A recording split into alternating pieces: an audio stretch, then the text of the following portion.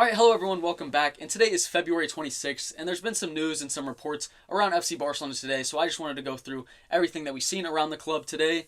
And also, this is the first video that I'm using my new mic. Hopefully the sound is a little bit better, and yeah, I just wanted to talk about all the rumors around FC Barcelona today. And the first report that I wanted to talk about is around Rafael Leao, because he is the big name transfer that Barcelona are being linked to in the summer. The heaviest. There's been some links about Kvaratskhelia, about Nico Williams, but I think a lot of people are talking about Rafael Leao and how well he would fit into Barcelona's team next season. And a lot of Barcelona fans are talking about the goal that Rafael Leao scored against Atalanta. If you all haven't seen it, you should definitely go check it out because it was such a good goal and it deserves all the praise that it's getting. He basically was cutting in from the left. He took two players on, split both of them, and put it upper 90. And I think that's a lot of the quality that Barcelona fans want from the next left winger. The player that plays left wing next for Barcelona, they just want that quality to basically do things on their own and completely change the game for Barcelona. And I don't think it's going to happen in the summer, but hypothetically, if Barcelona could spend 100 million on one individual player, would you pick Rafael Leao? And I think for a lot of Barcelona fans, they would say yes, because that left wing position, it is a position that Barcelona really needs to look into in the summer. I think sometimes this season, Barcelona have lacked a little bit of quality in the attacking third. I think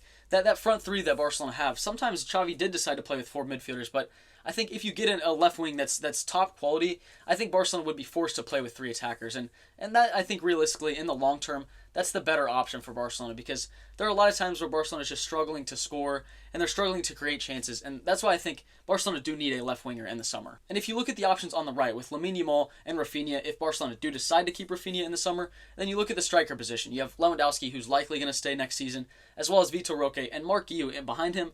But then you look at the left wing position, and maybe you could say that Ferran Torres plays there. I think Ferran Torres is, in my opinion, better through the middle.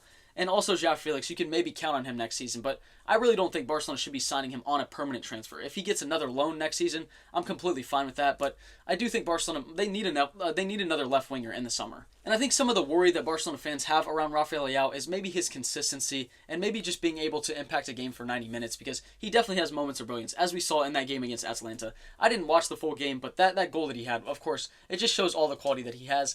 But I think some fans maybe question if he can do it for 90 minutes, if he can be the game changer that Barcelona really needs. And there are also some question marks around his output, and in 23 games this season, he has 4 goals and 8 assists. And I think that's pretty decent output, but again, when you're spending 100 million on a player, is that exactly what you want to see? There are some question marks around that. And again, a lot of this talk around Rafael Leao, it is hypothetical, because I just don't think Barcelona are in the right financial place to be spending 100 million, especially just on one player. And with all the other positions that Barcelona might need to improve upon next season, I just don't know if they can spend 100 million on a player and then also make a couple other signings that they need to make. And I think one player that maybe Barcelona fans have forgotten is still a Barcelona player is Ansu Fati, who's currently on loan to Brighton, and he just made his comeback from around a 3-month injury, which was really unfortunate for him because he was showing moments of brilliance for Brighton before that injury, but he came back and I did watch his debut and he looks pretty promising. I think every single touch that he had, it did look good, and he was maybe getting back to his best, and he did look a little bit sharper than I would have thought just coming back from an injury. And for Ansu Fati, I think he does potentially still have a future at Barcelona, but I think those 2 injuries that he had, of course, it did hinder his progression.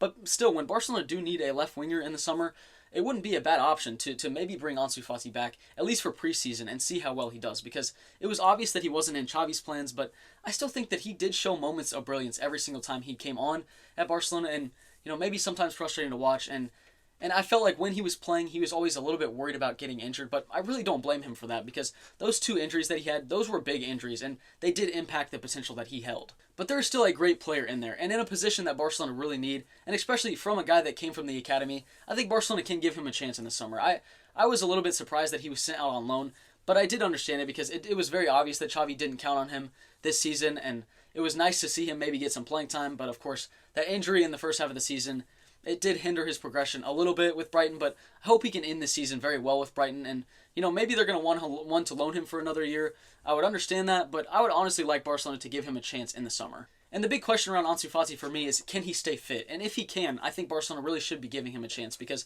again, it's a position that Barcelona really need. I think they do need some directness, and Ansu Fati, especially before that injury, he was very direct. He was a very direct player, always taking his man on and always going straight for goal. And Barcelona do miss that sometimes. And I think Barcelona will make a move for that left wing position, whether it's a big money signing like even Nico Williams for 50 million would be a big money signing for Barcelona right now, or if it's just taking Ansu Fati back on loan. Depending on who the coach is going to be in the summer, I think maybe if it's De Zerbi from Brighton, I think he would probably want to keep Ansu Fati because he obviously saw something in him to want to bring him to Brighton in the first place. So we'll see how that goes, but I do think Barcelona will make a move for a left winger in the summer. And then another big talking point on Barcelona Twitter right now is about Ter Stegen. There's one account called Ter Stegen Destroying Barcelona and one account called Ter Stegen Saving Barcelona, where they're both going back and forth posting videos of Ter Stegen either making a great save or making a pretty big mistake. And with Ter Stegen, I do think he's a great goalkeeper, and again, he was one of the big reasons why Barcelona won La Liga so dominantly last season. But I do think sometimes in those big moments, in that big game in the Champions League, I just feel like I'm not as 100% guaranteed that he's going to make a big save as I am when Barcelona play a game in La Liga. And for the last couple years, I've been on the fence about the goalkeeping position. And again, I think Ter Stegen is great, especially in La Liga. You just expect him to have a pretty good season overall. It's not like he's going to be terrible for Barcelona, and I never think he's really horrible.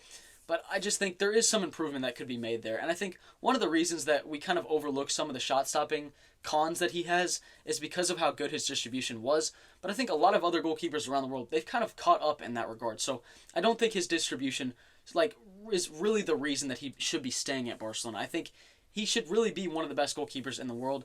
And I think there are times when I think he is, but then in those big games, in the big Champions League games, I just don't think he steps up enough compared to the other really top goalkeepers around the world. And that's definitely not me saying that Barcelona should sell Ter Stegen in the summer.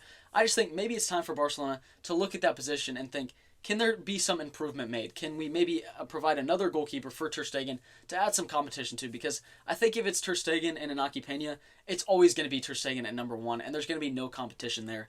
And there's going to be no improvement. Maybe Ter Stegen is going to step up in form, but I just think overall, maybe that is a position that Barcelona could be looking into in the next couple of years. Maybe it's not going to be this summer, but in the next couple of years, I would like Barcelona to see some improvement there. And it's not just because of that account posting clips of Ter Stegen making a couple mistakes. I've always felt that. I've always felt like in the big moments, you can count on goalkeepers like Alisson and Courtois to win you the game. But with Ter Stegen, I just don't feel that that's the case. And that could just be me personally. Maybe you all would disagree with that, but that's just my honest opinion on that.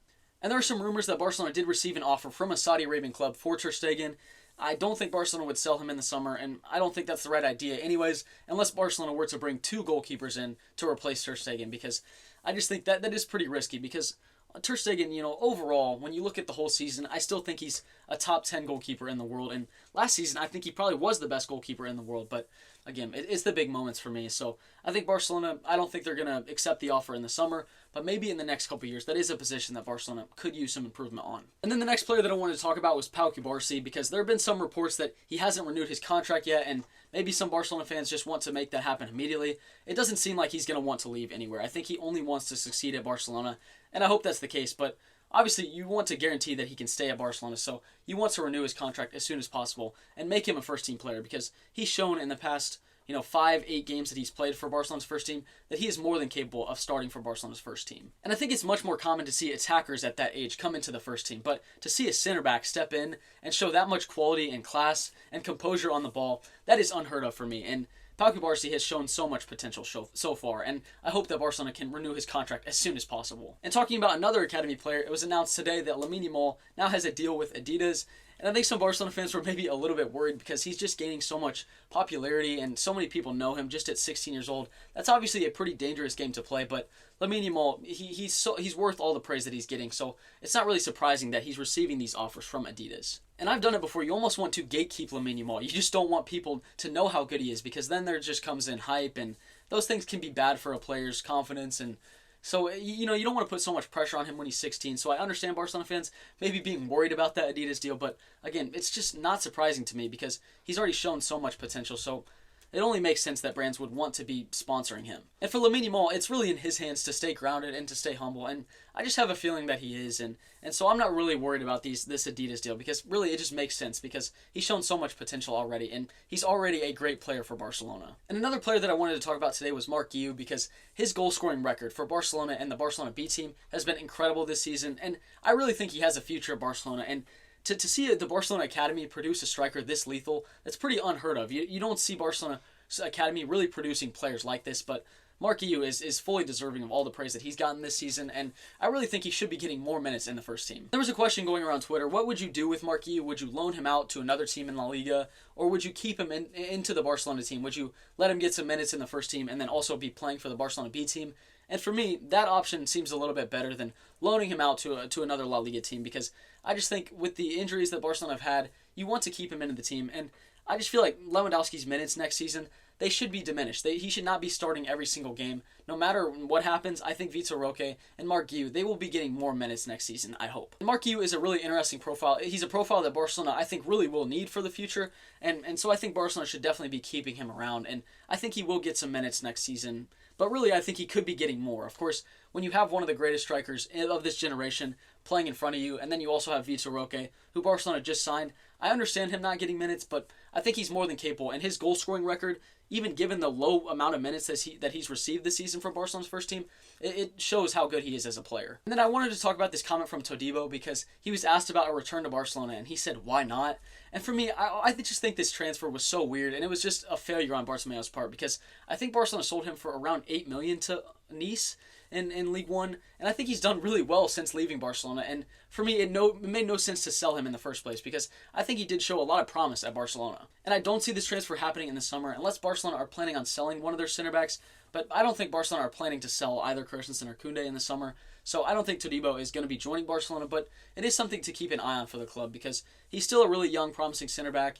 And I think Barcelona also have a 25% sell-on clause if he is sold from Nice, so again, it's an interesting thing to keep an eye on for Barcelona. And another player to keep an eye on is Kvaratskhelia, because his agent today came out and said, of course, with the way that Kvaratskhelia is playing, there will be rumors towards clubs, and he was asked about links with Barcelona and PSG, and he said, we'll see what happens in May. So I think that's really interesting, but I really don't think Barcelona are going to be able to sign him in the summer. And I just hope there's no panic from Barcelona to go spend a bunch of money on a big signing in the summer, because I just don't think that's the best plan for Barcelona. And going into the long-term future of the club, I think they should just be making smart signings. They shouldn't break the bank for anyone in the summer, because their financial situation, it just doesn't allow that. And I'm probably going to make a video soon about the most realistic transfer window for Barcelona in the summer, and just talk about who the players I think Barcelona can actually sign would be. But I really don't think Kvaratskhelia is going to be one of those players. And I feel like there's a lot more calmness around Barcelona's situation, and I think that has a lot to do with the fact that Barcelona had such a good performance and a great result against Getafe at the weekend, so I feel like there's a little bit more calm from Barcelona fans right now. And I'm going to be honest, I think La Liga is done. I think there's a very low chance that Barcelona would win La Liga this season, so I think the priority now is to get top 4, and with the way that Barcelona have been playing this season, I think even top 2 would be great, honestly. With the squad, obviously, you expected a little bit more at the beginning of the season, but that's just not how the season has gone. And I think Barcelona, at this point in the season, they would be pretty happy getting top 2. But of course, the most important thing is to get top 4 in the league. So Barcelona have to continue to win games in La Liga, but I think really they should be preparing for this game against Napoli, because that's going to be the most important game of this season. But before that happens, you hope Barcelona continue to play well and continue to show some progression from where they were at earlier in this season. And I think Barcelona has a good opportunity to do this on Sunday against Athletic Bilbao. And Athletic Bilbao, Nico Williams, one of their best players, if not their best player, just got a red card in his last game, so I think he's going to be suspended for this game against Barcelona. And for Xavi and the rest of the players, you now have a couple weeks to prepare for this game against Napoli, so hopefully they continue to show the promise that they showed in this game against Getafe for the next couple weeks leading up to that game. And as always, thank you very much for watching my video. I really do appreciate it. Hopefully the mic is good. And also, I did finally start the Discord. I put it in my bio on YouTube, so I think you can just click that and join. And if not, I will try and make sure that it works. But I did finally start the Discord. And thank you very much for watching the video and for all the likes and the comments. And I hope you all have a good rest of your day.